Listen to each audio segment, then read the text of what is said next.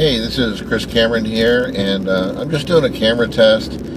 This is at night, and I'm driving home. It's almost dark out. You can tell probably from the picture, a little blue in the sky. And I'm working on testing the camera on my Samsung Galaxy S3. I'm looking to use it to be my primary camera for a series of videos. I'm kind of forming that up, what that's going to be about.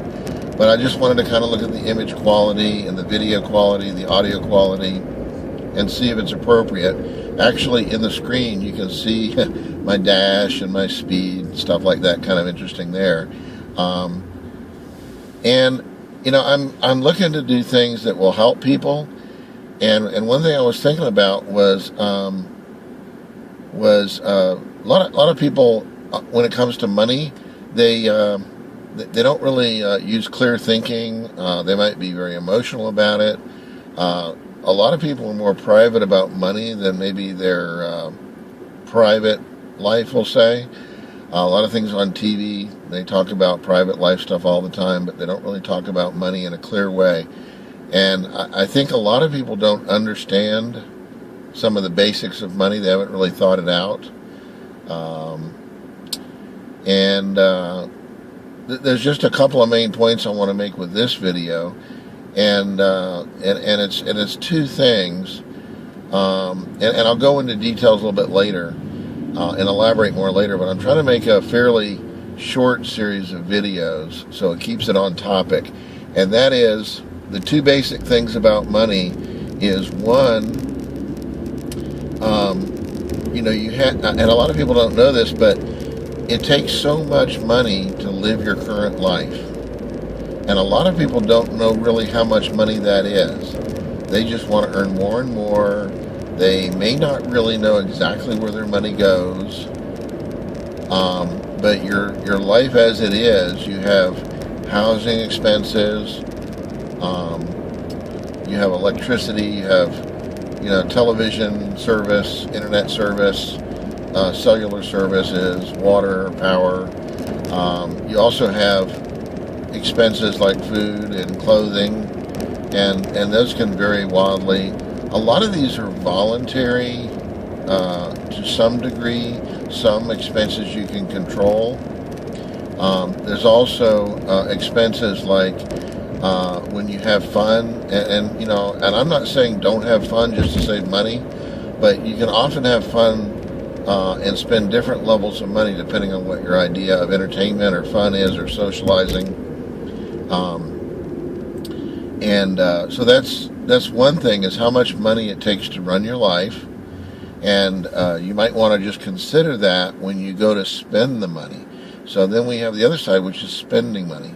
A lot of people think, I want to be rich and I can spend all I can. But rich people don't spend all they can. They tend to hold on to more money than they spend. They may or may not have a nicer house, nicer car, maybe a boat, but you don't see them down spending their money on a bunch of crap. And I'll elaborate on this a little bit later. But, you have an income, and basically Ben Franklin said it very clearly.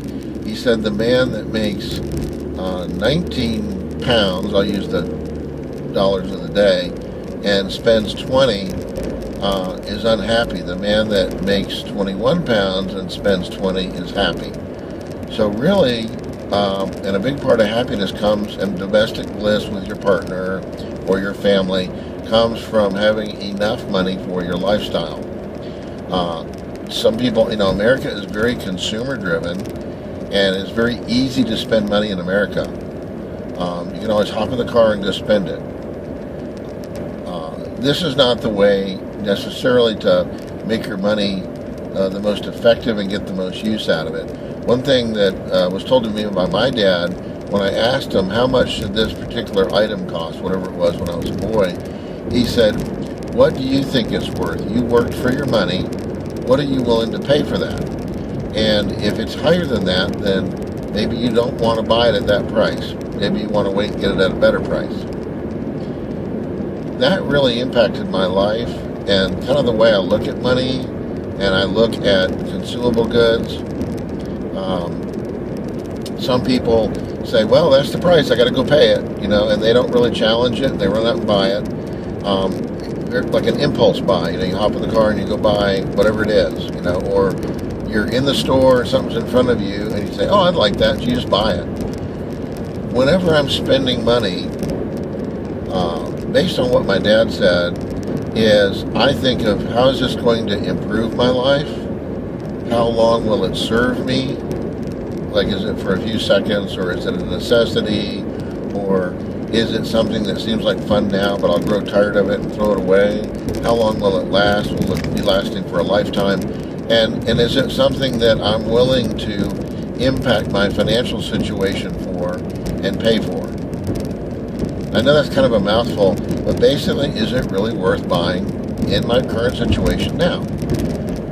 So you can use these two ideas to maybe take a look at how you're spending your money, how much it costs you to live your life. Ultimately, you want to make something more than you spend. It might be 50% more. It might be twice or better more. If you're like what they call a Johnny paycheck, like you get a paycheck and then it's gone, there might be things you can do. Maybe you've already made choices where you can't adjust it very much. But I still think that people can make choices that will improve their life. So that's kind of what I wanted to talk about today, and just give you an idea, something to think about, and I'll follow it up with other videos. Again, I'm just kind of practicing here. I may or may not use this, but I appreciate you watching, and give it some thought, and I'll follow it up with other things. So thank you everybody for watching.